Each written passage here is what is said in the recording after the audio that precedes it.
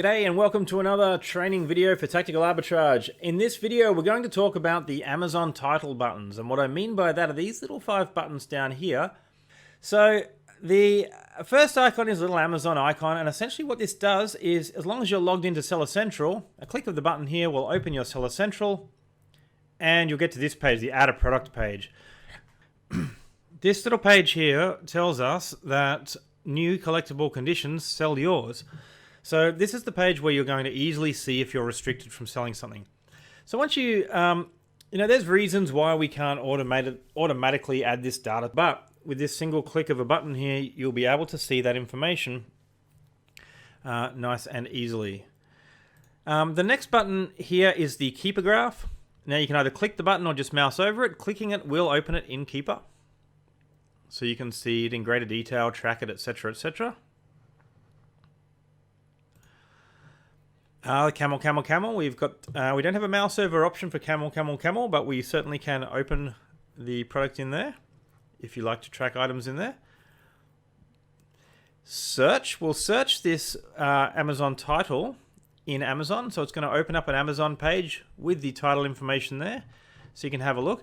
This is kind of useful for if we're not seeing an exact match here. So by clicking this little search button here, it's going to open up a search, and you might say, well, hang on, it's actually number 3 that should match.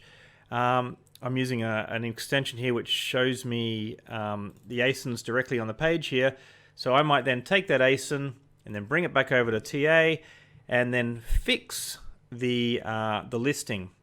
Now, fixing listings is something we can go into in another video, but it's certainly a very successful system called global matching that we've had in the software for a very long time now, and based on the global matching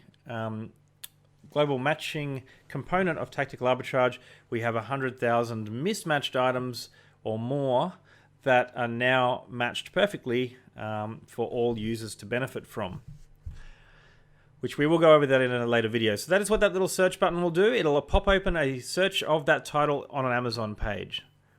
What about this last little button here? Now, the very first time you use this, you might get a little, depending on the browser you're using, you might get a little notification asking if you are okay with pop-ups.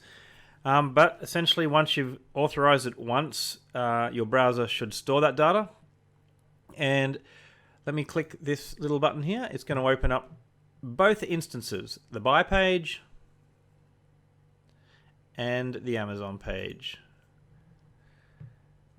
So that is just a quick little, and it's shaped like a little pitchfork there because it'll divide into 2. It'll it'll open up the 2 pages from the 1 button basically.